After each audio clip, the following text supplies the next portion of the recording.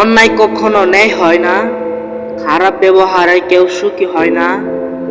অমানুষরা পশুর চাইতেও নিকৃষ্ট।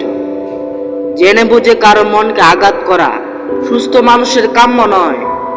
কাউকে তুচ্ছ মনে কইরো না, নইলে তুমিও বৃদ্ধকালে আত্মসম্মান হারাবে। মানুষের খারাপ কর্মফল ভোগ করাই অভিশাপ।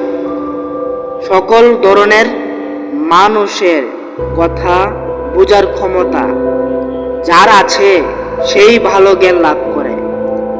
মানুষকে ঠকানোই নিজের চরিত্রকে কলঙ্কিত করা।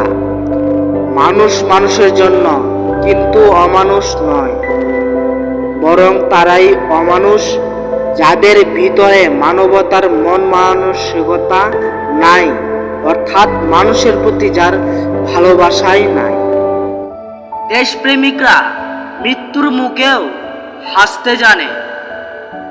সত্যকে মিথ্যা বানানোই বোকামি। মিথ্যার কৌশল যত সহজই হোক, তা সত্যের বেড়াজালে নিশ্চিত পরাজিত।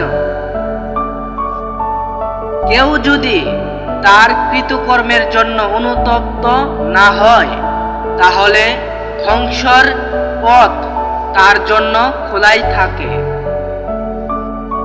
যারা জ্ঞানের সুস্পষ্ট ধারণা লাভ করে এবং সুস্পষ্ট ধারণা দেয়, তারা হচ্ছে প্রকৃত শিক্ষিত। ভালো মন্দের তফাৎ আল কুরআনের জ্ঞান ছাড়া বোঝা অসম্ভব।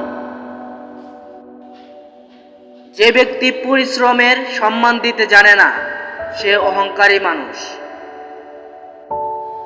ভালোবাসাটা খারাপ বিষয় নয়, তবে বাস্তবতা হলো ভালোবাসা খুবই ভয়ঙ্কর।